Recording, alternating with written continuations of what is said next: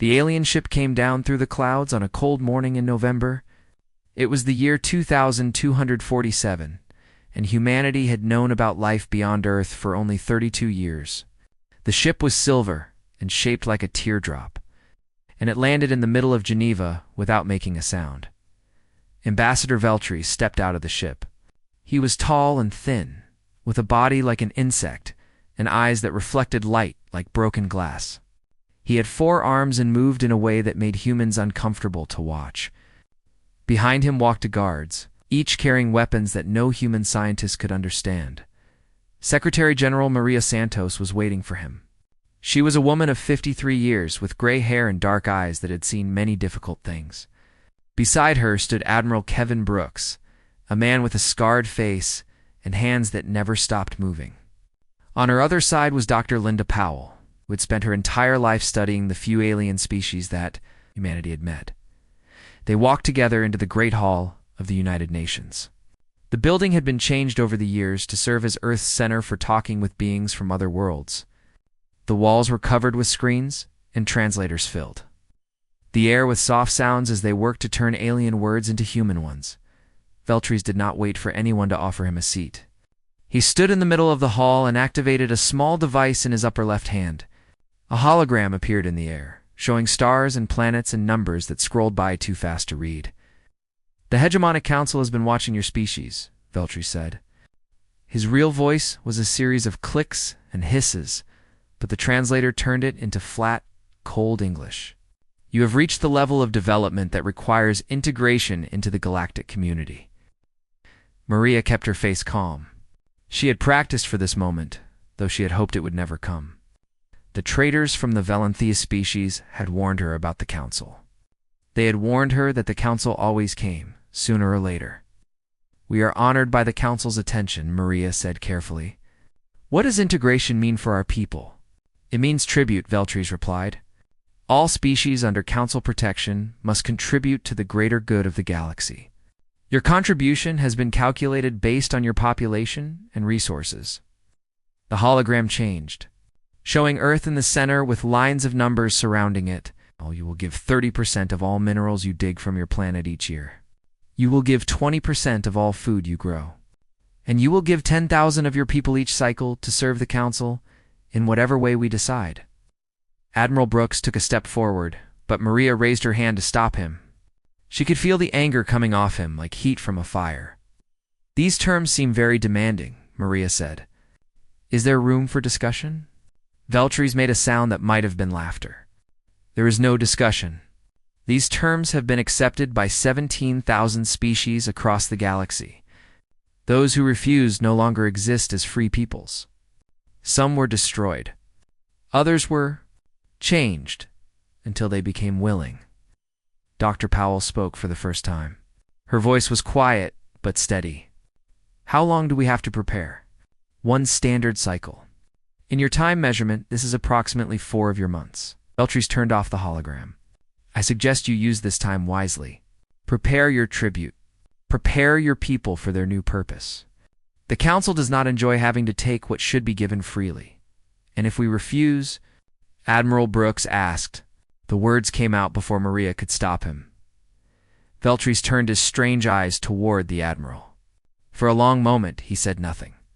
Then he walked closer, until he was standing directly in front of Brooks. "Your species has been traveling between stars for only a few decades. The Council has existed for 12,000 years. We have ships beyond counting. We have weapons that can break worlds. We have ended civilizations that were old when your ancestors were still living in caves." He leaned closer, and Brooks could smell something strange and chemical on his breath. "If you refuse, you will learn what all the others learned. There is no refusing. There is only the choice between giving tribute willingly or having it taken from you. The first way, your people keep some dignity. The second way, you keep nothing at all." Veltri stepped back and walked toward the door. His guards followed in perfect silence. "For months," he said without turning around. "Use them well." The ship lifted off an hour later, rising through the clouds and disappearing into the darkness of space. Maria stood at the window and watched it go. Her hands were shaking, but her face was still calm. Call an emergency session of Parliament, she said. Every nation, every representative. I want them here within 48 hours. Admiral Brooks was already on his communication device. Barking orders to his officers, Dr. Powell was staring at her tablet, scrolling through data about the council that suddenly seemed much more important than it had that morning. Can we fight them? Maria asked quietly. She was not asking anyone in particular. Dr. Powell looked up from her tablet. I have been studying the council for 20 years. In all that time, I have found records of 14 species that tried to resist. Some had technology almost as advanced as the council itself. Some had populations in the hundreds of billions. Some had alliances with other species who promised to stand with them. What happened to them? They are gone. All of them. Either destroyed completely or absorbed into the council's workforce. Their languages are forgotten. Their cultures exist only in museum archives. Their names are used as warnings to other species who might think about refusing. Maria closed her eyes. 8 billion people were depending on her to find a way out of this. 8 billion lives, and she had no idea how to save any of them. There has to be something, she said. There has to be something they have not thought of. Some weakness, some blind spot. If there is, Dr. Powell replied, no one has found it in 12,000 years. Admiral Brooks finished his calls and joined them at the window. The sky was clear now, empty of any sign that visitors from beyond the stars had ever been there. I'm not going to surrender, he said. I do not care how many ships they have. I am not going to hand over human beings to serve as slaves for some alien council. Then we need to find another way, Maria said. Something no one has tried before. Something they will not expect. She turned away from the window and walked toward the conference room where her staff was already gathering. The hardest conversation of her life was about to begin. She had no idea how it would end. All she knew was that giving up was not an option. Not for her. Not for any of them. Somewhere out there, beyond the stars, the council was waiting. They were certain that humanity would break just like all the others. They had seen this story play out 17,000 times. They had never been wrong before. But they had never met humans before. Either the emergency session of the United Earth Parliament lasted for 6 days and 6 nights. Representatives from every nation on Earth gathered in the Great Assembly Hall, and the arguments never stopped. People shouted at each other across the room. Some cried. Some walked out in anger, and then came back because they had nowhere else to go. Maria Santos sat at the center of it all, listening to every voice. She barely slept, and when she did, her dreams were filled with the clicking voice of Ambassador Veltries telling her that there was no escape. On the second day, Dr. Linda Powell presented her analysis to the gathered delegates. She had spent 48 hours without sleep, going through every piece of information humanity had ever collected about the hegemonic council. Their fleet contains more than 2 million warships, she said. The number made people gasp. The smallest of these ships could destroy one of our cities in seconds. Their shields can stop any weapon we have. Their faster-than-light engines can move them across the galaxy in days. She showed images on the main screen. Ships the size of mountains.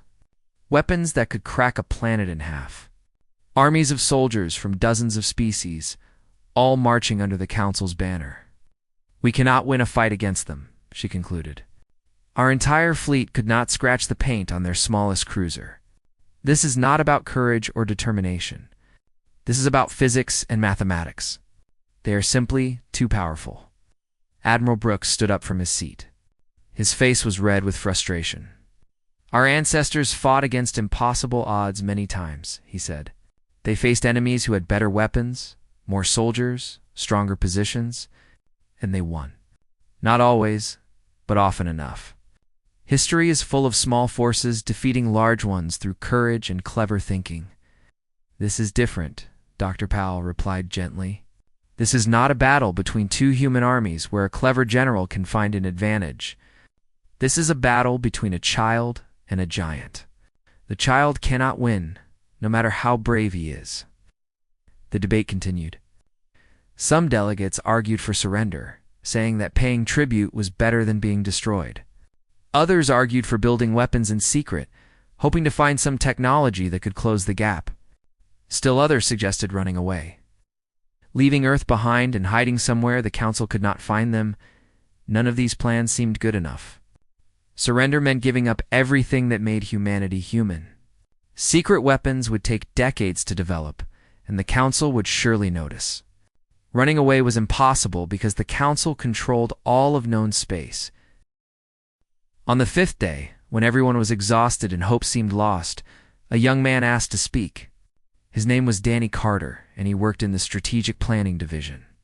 He was 26 years old, the messy brown hair and dark circles under his eyes from too much coffee and too little sleep.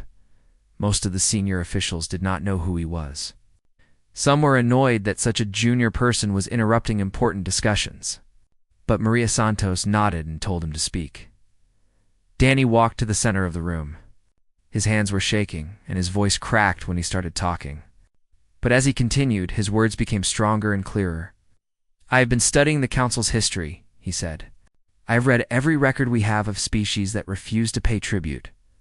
All of them tried to resist in one of two ways. They either fought with weapons, or they tried to run and hide. They all failed," Admiral Brooks said. "We know this already. Yes, they failed. But they failed because they were playing the Council's game. They were trying to beat the Council at the things the Council is best at: war and control. They never tried anything different." Danny pulled up new images on the screen. Charts and graphs that showed the structure of the Council's power. The Council rules 17,000 species. That is a huge empire to control. They do not have enough ships to watch every planet all the time. They do not have enough soldiers to force every species to obey. So how do they do it? He pointed at the screen. Fear. They rule through fear. Every species believes that resistance is impossible, so no one tries. The Council only has to destroy one civilization every few centuries to remind everyone else what happens to those who refuse. Their power is not really about their ships and weapons. Their power is about what everyone believes. Maria leaned forward in her seat. "Go on. If we can change what people believe, we can change everything. The Council is not afraid of our weapons because our weapons are weak. But they should be afraid of our ideas, because ideas can spread faster than any ship can fly." Danny took a deep breath. "I am not suggesting we fight them. I am suggesting we refuse them in a way they have never seen before. We say no, and we make sure everyone in the galaxy hears us say it. We broadcast our defiance to every tributary world. We show all those species who have been paying tribute for thousands of years that there is another choice. They will destroy us," someone called out from the delegates. "Maybe," Danny admitted. "But what if destroying us makes things worse for them? What if watching us stand up and refuse, even if we die doing it, makes other species start to wonder if they could do the same? The Council's power depends on everyone believing that resistance is pointless. If we prove that resistance is possible, even if it costs us everything, we might break that belief forever." Dr. Powell was staring at Danny with new interest. "You are suggesting we turn our defeat into their defeat? Even if they crush us, the act of crushing us might show their other subjects that the Council is not as invincible as they thought." "Yes, but I do not think they will crush us. I think they are smart enough to see the trap. If they destroy us while the whole galaxy is watching, they prove that we were right to resist. If they let us go, they show that resistance can work. Either way, they lose." Admiral Brooks shook his head. "This is a very big gamble. You are betting the lives of 8 billion people on a guess about how the Council will react." "All our choices are gambles," Danny replied. "Surrender is a gamble that being slaves will be better than being dead. Fighting is a gamble that we might somehow win against impossible odds. My way is a gamble too. But at least my way gives us a chance to change something. The other ways just lead to the same ending that 17,000 species have already found." Maria Santos stood up. The room fell silent. "I think," she said slowly, "that we need to talk about this idea some more. Mr. Carter, please stay. Everyone else, we will take a break for 1 hour. When we come back, we will decide the future of our species." She looked at Danny, and for the first time in 6 days, there was something like hope in her eyes. "You might have just given us a chance," she said quietly. "A small one, but a chance." Danny nodded, too nervous to speak. He had said his piece. Now it was up to the leaders of Earth to decide if his crazy idea was worth trying. The next 24 hours would determine everything. The Council fleet arrived exactly on schedule.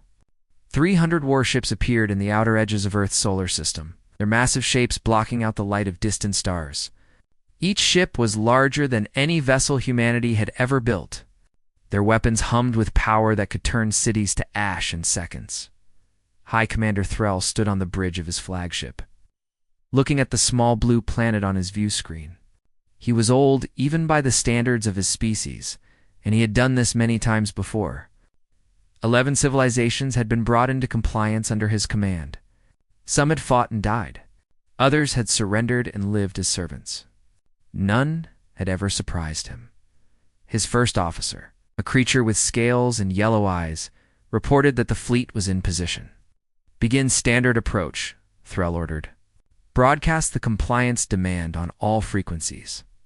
Give them 1 hour to respond." The message went out across space. Surrender your tribute or face the consequences. It was the same message the Council had sent to thousands of worlds over thousands of years. The answer was always the same, one way or another. But when the response came from Earth, Threll felt something he had not experienced in a very long time. Confusion. The transmission was not coming from just one location. It was coming from everywhere on the planet at once. And it was not just going to the fleet. It was going everywhere, broadcasting on frequencies that could reach the farthest corners of Council space. "What is this?" Threll demanded. "Block these transmissions." "We cannot, Commander. They have launched thousands of small satellites. Each one is a transmitter. To stop the broadcast, we would have to destroy them all, and new ones are launching every minute." The main view screen flickered, and then Secretary General Maria Santos appeared. She was standing in a great hall filled with people. Not soldiers, not officials, but ordinary humans. Men and women and children, all standing together in silence. "Hi, Commander Threll," Maria said. Her voice was calm and steady, as if she were not facing the most powerful military force in the galaxy. "The people of Earth have received the Council's demands.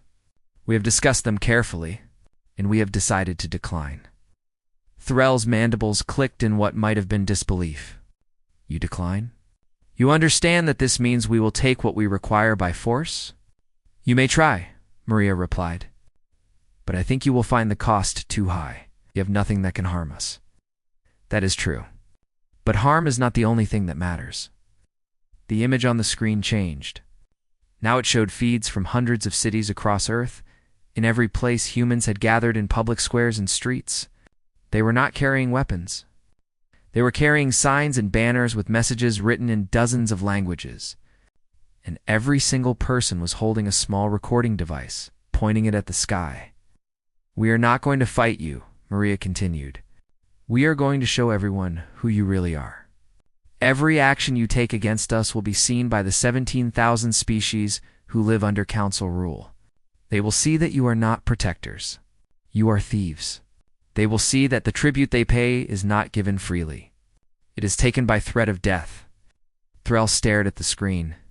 Across the galaxy, on thousands of tributary worlds, beings were stopping their work to watch these strange creatures from a planet they had never heard of. They were seeing humans stand up and say no to the power that had ruled their lives for generations. "This changes nothing," Threll said, but his voice was uncertain. "We will simply destroy your satellites and proceed with enforcement." "Go ahead," Maria said. "Destroy our satellites. Bomb our cities. Kill our people. And watch what happens when all those species you have kept in fear for 12,000 years see that you are not gods. You are bullies. And bullies can be challenged." She stepped forward, closer to the camera. "The moment you attack us, you prove that everything you have told the galaxy is a lie. You told them that tribute is a fair payment for protection. But who are you protecting us from? You. You are the only threat. Attack us, and everyone will see the truth." Threll was silent for a long moment. His officers watched him, waiting for orders. They had never seen their commander hesitate before. "You are bluffing," he said finally. You think we care what lesser species think of us? We have power. That is all that matters. If that were true, you would have attacked already. Maria smiled, and there was no fear in her expression. But you have not. Because you know that power without belief is nothing. You rule because 17,000 species believe they cannot resist. The moment they stop believing that, your empire falls apart. She gestured to the crowds behind her. Look at them. 8 billion people who are not afraid. 8 billion people who would rather die standing than live on their knees. You can kill us all, Commander, but you cannot kill what we represent. The idea that there is another way. That idea will spread to every corner of your empire. And once it takes root, you will never be able to stop it. Threll turned away from the screen. His mind was racing, calculating options he had never had to consider before. In all his years of service, no species had ever tried this approach. They had fought, they had run, they had begged. But no one had ever simply said no, and then dared the council to prove them right. What are your orders, Commander? His first officer asked. Threll did not answer immediately. He was watching the feeds from Earth, seeing humans everywhere standing together in quiet defiance. They were not shouting or throwing things. They were just standing there, recording everything, waiting to see what would happen. And across the galaxy, trillions of beings were watching too. Beings who had paid tribute without question for their entire lives. Beings who had been taught that the council was invincible. Beings who were now starting to wonder if they had been lied to. Hold position, Threll ordered at last. I need to consult with the council, was not the answer his officers expected. But they obeyed without question. On Earth, Maria Santos watched the fleet sit motionless in the darkness of space. She had no way of knowing if her plan would work. But for the first time since this nightmare began, she allowed herself to feel something that might have been hope. The first battle had been won without a single shot being fired. The council had blinked. Now came the hard part, making sure they did not open their eyes again. 72 hours passed, and the council fleet did not move. The 300 warships hung in the darkness of space like silent mountains, their weapons ready, but unused. On Earth, people watched and waited. Across the galaxy, trillions of beings did the same.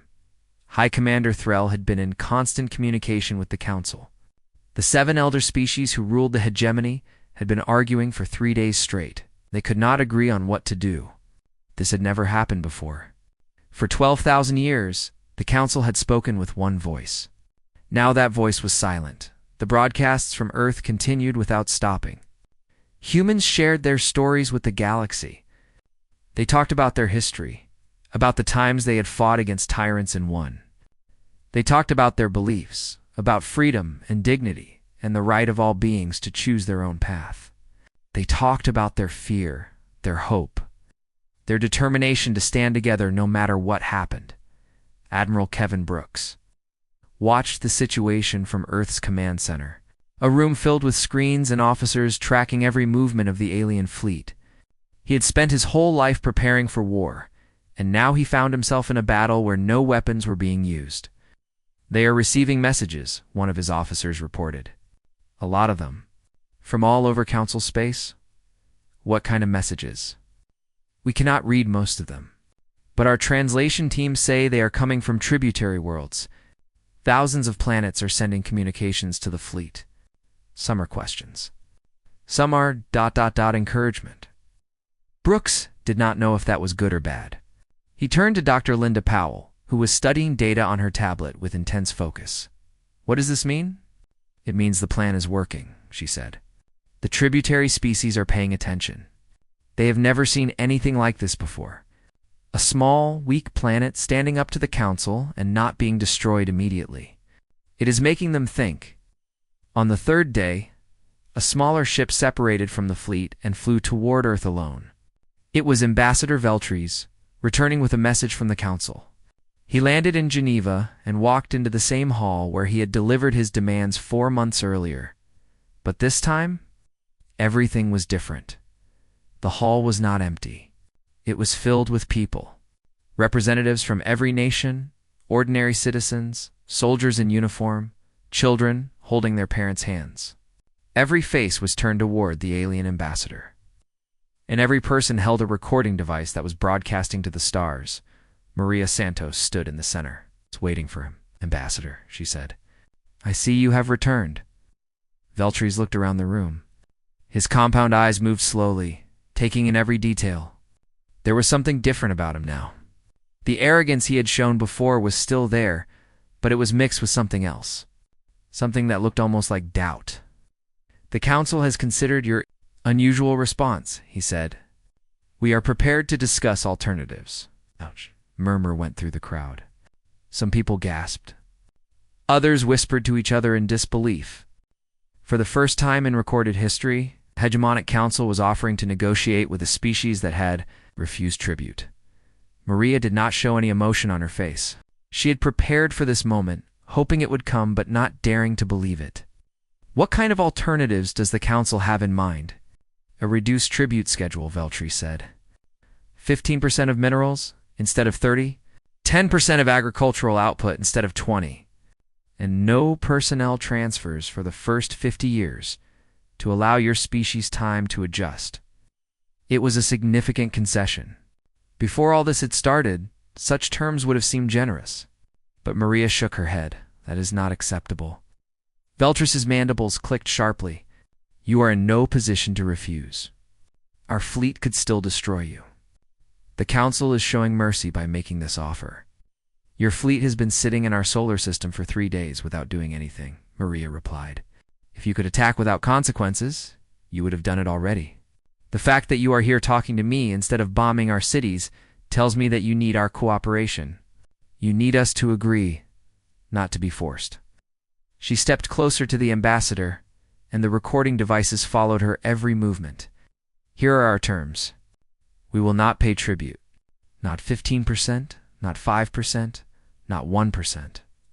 We will not send our people to serve the Council in any capacity. If you want resources from Earth, you will trade for them fairly, as partners. If you want our cooperation, you will earn it through respect. The Council does not treat any species as partners. You are asking for the impossible. I am asking for what is right." Maria's voice was firm but not angry. "Your empire is built on fear. Every species in your control believes that they have no choice, so they do not try to change anything. But we have shown them that there is a choice. Even if you destroy us now, that knowledge will not disappear. It will grow. It will spread to every world that saw our broadcast, and eventually it will bring your empire down." Veltries was silent for a long moment. The crowd held its breath. "The Council predicted that you would be stubborn," he said finally. "They prepared a counteroffer." He activated a holographic display. It showed a star map with several systems highlighted. These are 7 worlds at the edge of Council space. They have resources, but no native populations. The Council is prepared to grant humanity access to these worlds, to colonize and develop as you wish. In exchange, you will stop your broadcasts and accept a symbolic tribute of 1% of your mineral output. It was a remarkable offer. 7 new worlds would give humanity room to grow beyond anything they had imagined. 1% tribute was almost nothing, and stopping the broadcasts would let the Council save face without appearing to surrender.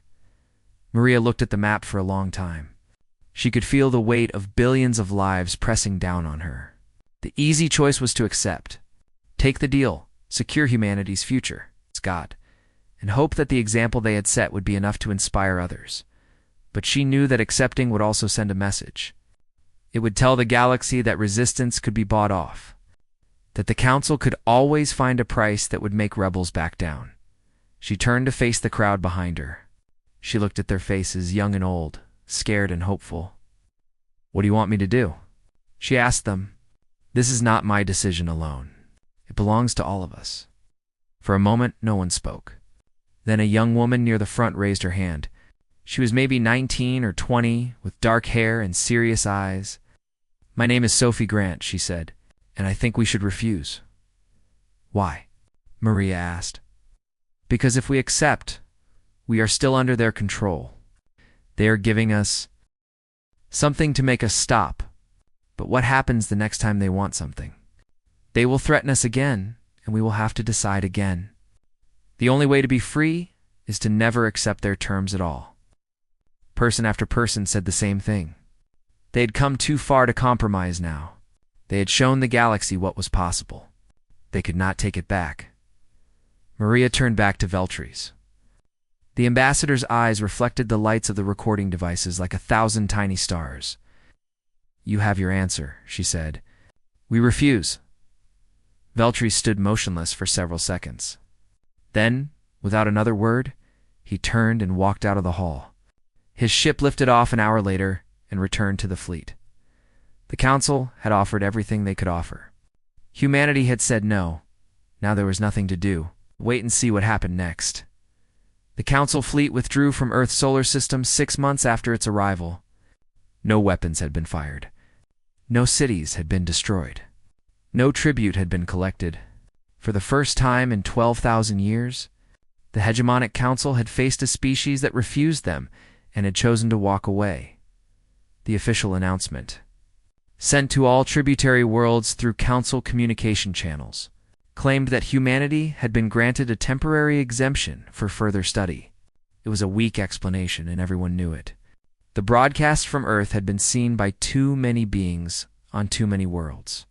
The truth was spreading faster than the Council could contain it.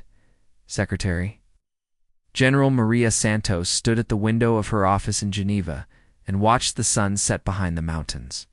She had not slept properly in months.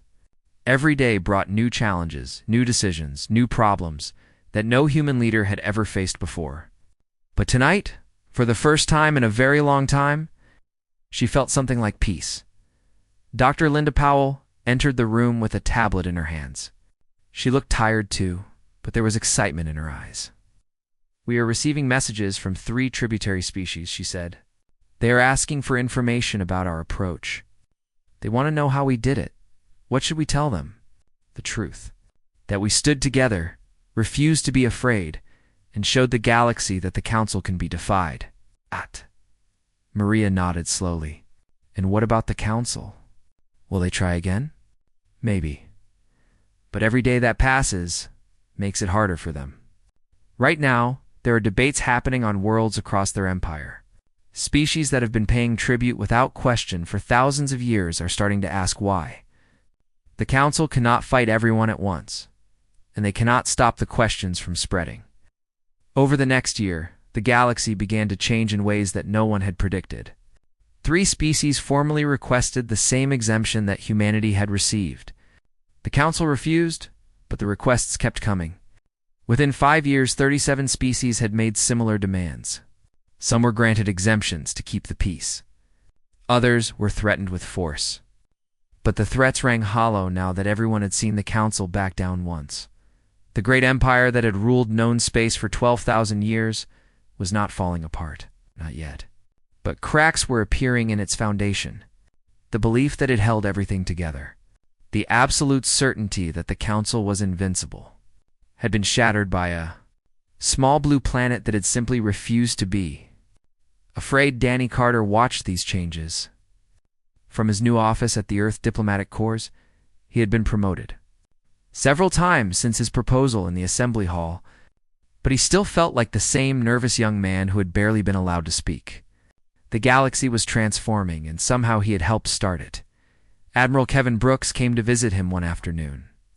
The Admiral looked older now, his hair gray at the temples and lines around his eyes that had not been there before. But he walked with the same confident stride, and his handshake was still firm. "I never thanked you properly," Brooks said. "Your idea saved us. Saved everyone." "I just asked a question," Danny replied. "What if we tried something different? Everyone else did the hard work. Asking the right question at the right time is not nothing. Plenty of people have good ideas, but never speak up. You did?" They stood together at the window, looking out at a city that was rebuilding itself for a new era. Ships from other worlds now visited Earth regularly, carrying traders and diplomats and curious beings who wanted to see the planet that had changed everything. "What happens now?" Danny asked. "We keep going.